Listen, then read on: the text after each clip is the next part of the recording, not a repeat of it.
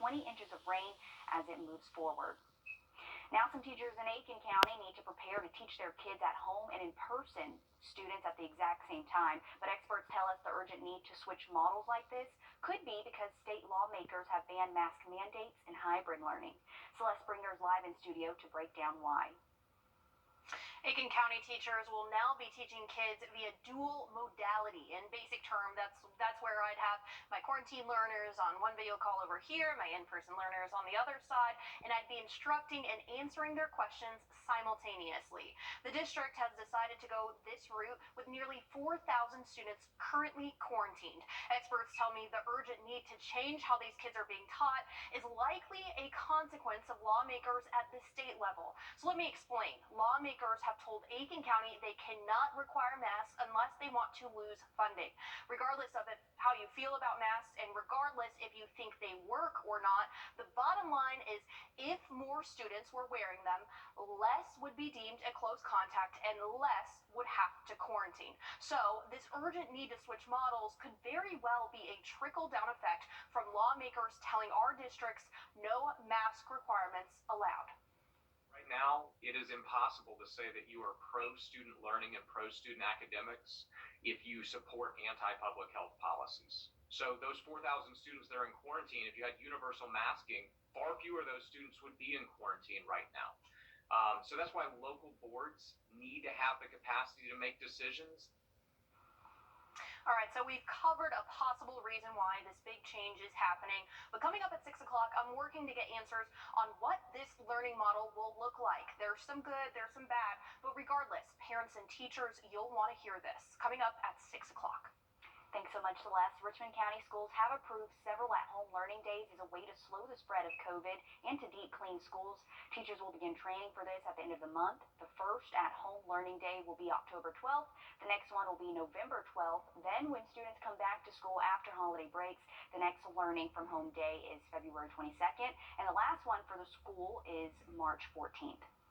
Columbia County is also looking into having some learning at home days, but for now, there will not be starting those until the next school year. So that would start in September of the 2022-2023 school year. The twists and turns of the Murdochs just continue. We now know from South Carolina law enforcement that Alec Murdoch planned his own shooting. A man is in court today for helping Alec Murdoch in his shooting. Right now, it's on unrelated charges. According to SLED, 61-year-old Curtis Smith was given a weapon by Murdoch and told to shoot him. This is also so Murdoch's son could collect a $10 million life insurance policy. Smith was arrested last night. He has been charged with multiple crimes. These include assisted suicide and insurance fraud. Alec Murdoch has said previously he was shot in the head while changing a flat tire, and shortly after, he was in the hospital. He announced he was stepping down from his law firm and checking into rehab for drug abuse. And even before this all happened, his wife and son were found shot and killed outside their home. The Murdochs are a prominent family in South Carolina due to their connections. Today, Georgia's Department of Education announced that the state's graduating class had higher test scores.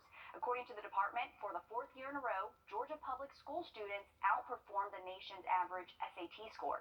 The average for the state is at 1077, which is 39 points higher than the national average. They also said that reading and math scores went up as well. Today, South Carolina Governor Henry McMaster visited as in other cities across Georgia. A frightening explosion at an Atlanta area apartment complex Sunday, leaving neighbors there in shock. 4 people were injured, but officials say no one was trapped and there were no deaths either. Which is amazing when you see some of the footage. Some people have chosen to stay at their homes in the complex without gas, which means no hot water. Trace and Bragg spoke to a college student who moved in just days before the explosion. Yeah, we're just like eating ramen all the time, using the microwave, so yeah, it's just not what we expected. Candace Brown tells me that's how she and her roommates are surviving without gas after they endured the biggest shock of their lives. I live across from where it actually happened, so I saw when the house is like exploded, like I saw fire, I saw the smoke coming out, and and everything, and I was just like, what is going on? Brown, who just moved to the Arrive Perimeter Complex 3 weeks ago, tells me that's when she and her roommates went searching for answers. I saw the person I worked for the lease office covered with blood, and we're just like, what happened? He's like, it was a gas leak. The explosion damaged 25 units, but when Brown and her roommates were told it was safe to go back to their unit, well, it turns out it kind of wasn't. We had a gas leak, actually. When we went back to our house, we smelled gas, and then we had a gas leak that got fixed. In fact, Atlanta Gaslight crews found issues with both the appliance and fuel lines within the buildings of the complex. As a result, they turned off the gas supply to all 400 units until they can inspect each and deem them safe. That makes me feel nervous and scared because it's my first time ever moving out. Brown tells me she can put up with the lack of gas for now, but the lack of communication from property management must stop. And I understand that there's a lot going on, like some of them were literally injured and everything, but I just feel like they should communicate better with us because everyone's so confused. Like, we had like a fire alarm go off yesterday, and apparently it was a false alarm, and we were all freaking out again. Like, they should just like warn us when things like that happen, because this isn't okay. Like, we feel unsafe. That explosion destroyed several floors of the building, but again, no one was killed. Meanwhile, one person did get hurt when a house in South Carolina exploded this morning. 2 people were inside the home in Greenville County when it happened, and officials say one of them had to be airlifted to the hospital. A woman who was inside in her bed when the house exploded says she's thankful she made it out, but she's worried about her friend. No word yet on how that other person is doing. Officials still are trying to figure out how and why this happened. USC-Aiken recruiting and training minority male teachers for South Carolina classrooms. It's through a program called Call Me Mister. They say having at least one black teacher in 3rd, 4th, or 5th grades reduced a black student's probability of dropping out by 29%. College students in the program get academic coaching, leadership training, scholarships, and professional development. Transforming looks and changing lives. How one local salon is helping kids in the community. Right after the break. Riley? And we are tracking widespread rainfall out there this afternoon. It is expected to continue into tonight. We'll have your full forecast just after the break. All right, thank you, Riley. For more than a decade, one local woman has been using her salon to raise donations each year for one child who is experiencing some kind of physical trauma. And even though COVID has changed the way they would normally receive donations, our Wrdw shows us how they're keeping the faith alive and giving back to a 5-year-old boy battling cancer. Each year, every family, there's a moment. It's hard to describe. It's a feeling Robin Kelly would never find the right words to express. We have met some amazing families. There have been a couple of children that have passed away. 11 years ago, she says, God put it on her heart to help children in our community. That is the only reason why I opened Trends. I never really wanted to be a business owner. I wanted to have a place that I could do what I felt like I was called to do. A place filled with faith. In James chapter 2:17, it says, without good deeds, faith is useless. A place, she says, not only transforms looks, but also changes lives. We've raised over $100,000 for local families already. So we'll do it again this year for Mason. He's the little boy that's on our heart this year. She says even though COVID has caused them to cancel their annual event, it's not about what they donate, it's the heart that they're donating with. their mission still remains the same. We can't cut hair, so I asked all the girls here that work in the salon, I said, I'm asking you to pray about it. Donate whatever you want to donate. She says they're hoping staff donations, gift basket raffles, and help from the community will comfort a child in need. Each one of us has a gift. A gift, she says, 5-year-old Mason battling stage 4 cancer would cherish for a lifetime. Tradisha Woodard, on your side. And you know, last year they managed to raise $7,000 for a family without their annual event. They're asking for anyone who is willing to donate just to stop by this salon. There is power in giving. There absolutely is. Of course, we'll have more info posted for you on our website and our WRDW app. This could be your view Saturday to watch UGA play USC. Columbia County Parks and Rec hosting a football Saturday at the Plaza at Evans Town Center. Nice flat screen, huh? Yeah. Where they're going to have food vendors, so all you really have to bring is a chair or a blanket to sit on. You can head over at 6:30 to cheer on your favorite team. It is Border Bash weekend in Augusta. Good times. It's an accident gaining national attention with a cleanup operation. A closer look at your Thursday and that weekend forecast in just about 10 minutes. To the Alec Murdoch investigation now breaking in the last half hour, a criminal investigation now open into the death of the Murdoch family housekeeper. She died back in 2018 after a trip and fall accident.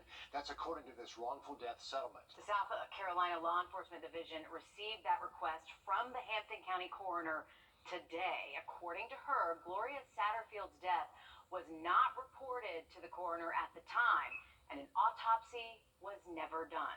The coroner now says the cause of death was labeled natural, but that is, quote, inconsistent with injuries from a trip and fall accident. We are also learning more about the mysterious shooting of Alec Murdoch over Labor Day weekend. SLED agents believe he planned to have this man, Curtis Smith, shoot him so he could leave his son $10 million. Smith is now being moved from the Colleton County Jail to Hampton County. Adam Mintzner breaks down all of these developments for us this afternoon. According to SLED, Curtis Smith did admit to being the man who shot Alec Murdoch over Labor Day weekend. But we're learning from Murdoch's attorney that Smith was not paid, but their relationship extended prior to just that one shooting. Smith was one of Alec Murdoch's main sources of drugs, according to Alec's lawyers. And Alec represented Smith in a 2013 traffic-related charge, according to court documents. According to Murdoch's lawyer and SLED, Murdoch is fully cooperating with law enforcement and told them that on Saturday, the Saturday of the shooting, he was depressed and realized things would get bad. So he thought the best thing he could do was end his life in hopes of his son, Buster, being able to inherit $10 million in life insurance. Murdoch's lawyers say he asked someone else to do it because he believed Buster wouldn't be able to receive the money if he killed himself. And back to the death of that former Murdoch housekeeper. After she died, that alleged trip and fall accident, her family was owed $500,000. The Murdoch family was supposed to pay that as part of the wrongful death settlement. Now, a new lawyer for the children says they were never paid. Then a new lawyer says the original lawyer the Satterfields had after their mom died was also a longtime friend of Alec Murdoch. Our local law enforcement working to fill in the gaps when it comes to having the shortage of officers. Aiken City Council voting to give a pay bump to its sworn public safety officers and dispatchers. Right now, the department says they have 11 open positions. COVID has made it difficult to go to recruiting events, job fairs, and it's slowed down the police academy. City leaders are hoping this helps bring in and that it keeps more qualified officers. Helps with recruiting, it helps with retention, and obviously competing with these other law enforcement agencies, not only here in Aiken, but all over the state. We've lost people to other agencies throughout the state. This is a 7% pay bump that will take effect the week of October 15th. The funds are coming out of the city's general funds after the city had a surplus last year. 4 former Minneapolis police officers are pleading not guilty to charges related to the George Floyd case, each of them facing federal civil rights charges. Chauvin is accused of depriving Floyd of the right to be free from unreasonable seizure and force by an officer. He's already serving time for murder. Ta and Keung are accused of failing to intervene in all of it. All 4 also charged with failing to give medical aid. The federal trial dates have not yet been set. Tomorrow, the start of a 63-mile march calling for justice for a man killed by a Georgia State trooper in Sylvania. That was last year.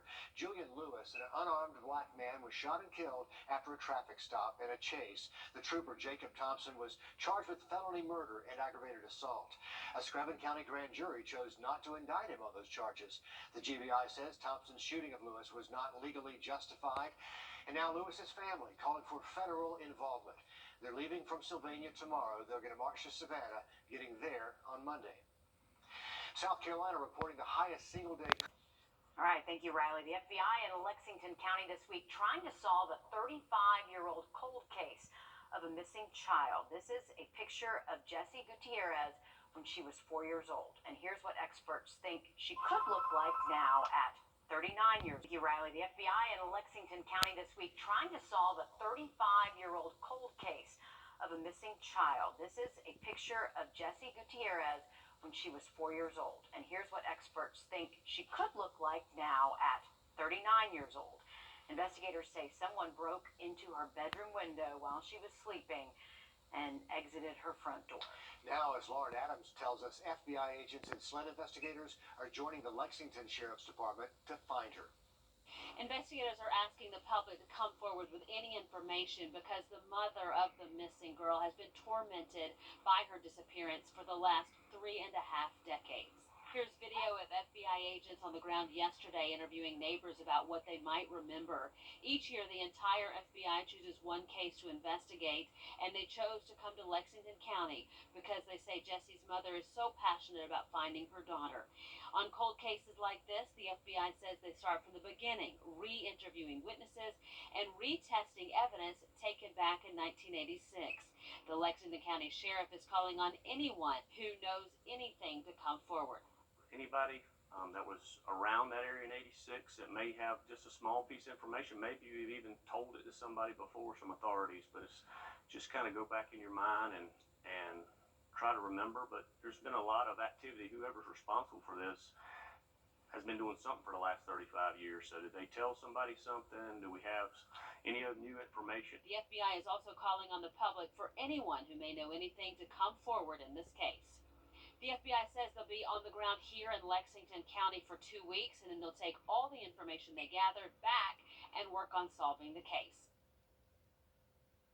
So many avenues and pieces to uncover there. FBI agents still aren't sure if she is alive or not, or if she's in South Carolina. She could be in another state. But the FBI has agents around the nation who can track down leads anywhere. Hopefully, they'll get something that leads to an answer. Yeah, after all these years. Imagine if she's still alive, the hope that would be for so many people. All right, is it time for an upgrade? The newest iPhone rolling Inside the Discotheque Lounge in downtown Augusta, but could these doors be closing for good? We're on Broad Street, where two of the city's strip clubs have to decide, ditch the drinks or the dancers. Plus, the rain is moving in across the river region, and we're on your side tracking the chance for showers throughout the rest of your week.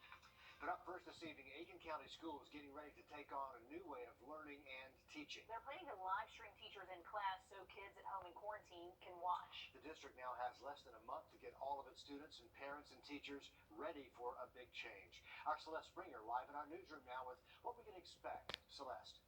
Yep, it's called dual modality, and for those of us who aren't teachers, what that means is the teacher is teaching their kids in class as usual and also live streaming it to their kids virtually, simultaneously in the same class session. So I wanted to reach out and figure out how this is going to look for students and teachers, and also to teachers who have done it before. It is the most challenging thing I've done in my 17 years of instruction. Patrick Kelly is a teacher and the director with the Palmetto Teachers Association. His organization found last year nearly half of the teachers they surveyed had been teaching kids in class and online at the same time. We also heard clearly from our members that they felt that in a dual modality situation, the students that were at home were being disadvantaged compared to the students that were in person. You might be wondering why this method can get complicated for teachers and harder on the online students. So let me show you.